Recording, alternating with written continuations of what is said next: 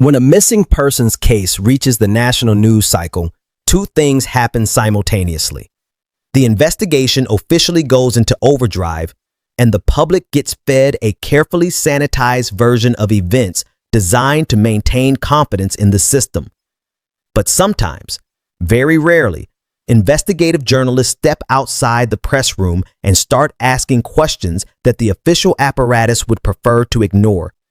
That's exactly what happened with the Nancy Guthrie disappearance, and what both Brian Entin and Nancy Grace discovered in those early weeks should have triggered a complete institutional reckoning.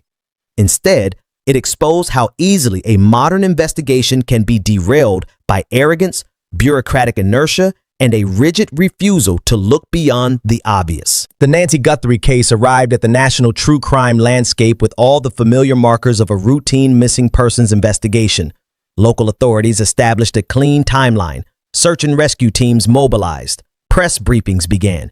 For the general public, the machinery of justice appeared to be grinding forward with methodical precision. But beneath that veneer of organized competence, something was already going wrong. The initial search parameters were too narrow. The investigative focus was too confined. And worst of all, the officials in charge seemed completely resistant to any suggestion that they might have gotten the scope of the case fundamentally wrong. Brian Entin, reporting from NewsNation, was one of the first major media figures to step away from the official narrative and actually look at what the evidence was saying. Unlike the local beat reporters who dutifully attended press conferences and repeated whatever law enforcement told them, Entin did something far more dangerous. He went to the neighborhood. He talked to the people who actually lived there. He examined the physical geography, and when he started asking questions about the inconsistencies in the official timeline, he wasn't asking them softly. Entin's first major warning came when he began investigating the initial search perimeter. The authorities had established what they called a critical window for Nancy Guthrie's disappearance, a narrow, manageable time frame that allowed them to clear entire categories of suspects based on simple alibis. The problem was, when Entin started cross-referencing the security camera data that was supposedly thoroughly audited, he found gaps. Not minor oversights, significant gaps. Hours of footage that should have been part of the investigative record simply weren't being examined. When he asked officials directly about these missing hours, their response was dismissive. They claimed it had all been handled. They claimed it was irrelevant. But Entin knew better. In missing persons cases, what you don't look at is often far more important than what you do. The second major red flag Entin raised involved the commercial vehicle spotted near Nancy Guthrie's property during the critical window. Multiple independent security systems had logged a commercial transport vehicle moving through the area. When Entin pressed authorities about why this vehicle hadn't been thoroughly investigated, he received the same frustrating answer. It had been vetted and cleared within the first 48 hours. But Entin pointed out something the officials had apparently overlooked.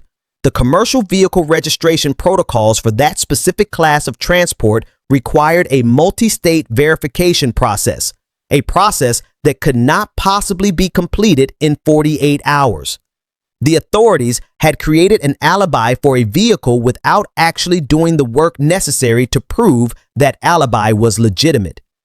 It was a stunning procedural failure, and Entin made sure his audience understood exactly how significant it was. But the real earthquake came when Nancy Grace took the case to her national platform.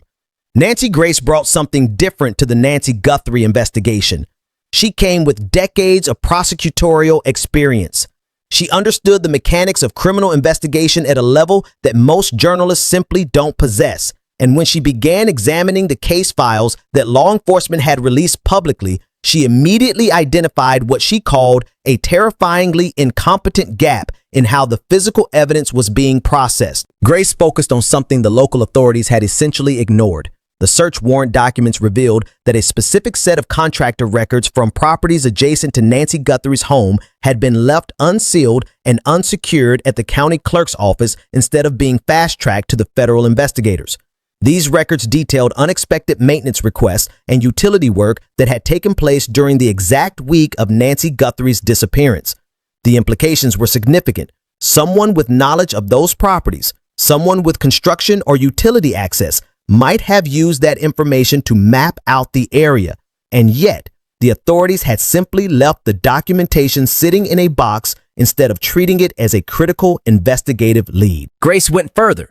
She dissected the official search warrant strategy and found a pattern of decisions that could only be explained by tunnel vision. The authorities had committed to a specific theory, and that theory had become so rigid that they were actively ignoring evidence that contradicted it. On her broadcast, she directly challenged the federal task force, asking them why they were treating a logistics network as a minor tangent when everything about the evidence suggested it should be a central focus. She predicted, with chilling accuracy, that the state's refusal to pivot toward a broader investigative framework would eventually force a catastrophic reset of the entire case. What makes both Entin's and Grace's warnings so significant is that they weren't speculating wildly. They were identifying specific, documented investigative failures. They were pointing to evidence that had been deprioritized. They were flagging procedural shortcuts that had created blind spots in the investigation. And most importantly, they were both correct in their assessment that the official investigation was fundamentally misdirected. The institutional failures that Entin and Grace exposed reveal something deeply troubling about modern law enforcement. When an investigation is launched, it's typically built on initial assumptions and first impressions. The search perimeter is established. The timeline is locked down. The suspect pool is narrowed. And once all of these initial decisions are made, they become nearly impossible to change. The bureaucratic weight behind those early choices creates a kind of momentum. To admit that the initial search parameters were wrong would require acknowledging that weeks of investigative effort, thousands of dollars in resources, and the credibility of multiple agencies were all misdirected. That's a pill that institutional pride rarely allows officials to swallow. Nancy Guthrie deserved an investigation that was willing to ask hard questions. She deserved a search that would follow the evidence wherever it led, even if that meant admitting that the initial direction was wrong. What she got instead was exactly what Entin and Grace warned about, an investigation that became so committed to its original theory that it missed critical leads. An institutional apparatus so focused on maintaining the appearance of competence that it couldn't pivot when the facts demanded it. A system so constrained by bureaucratic protocols that it couldn't move fast enough to match the sophistication of whoever had taken her. The tragedy of the Nancy Guthrie case isn't just that a woman disappeared. It's that two respected investigative journalists had to do the work that law enforcement should have been doing from day one. They had to step outside the official narrative and ask the questions that officials refused to ask. They had to point out the gaps that the system wanted to ignore, and they had to watch as their warnings, however accurate, were treated as interruptions to an investigative apparatus that was far too committed to its original direction to change course. That silence became its own kind of evidence. Viewers watching the coverage could feel the distance between what officials were saying and what the streets were revealing.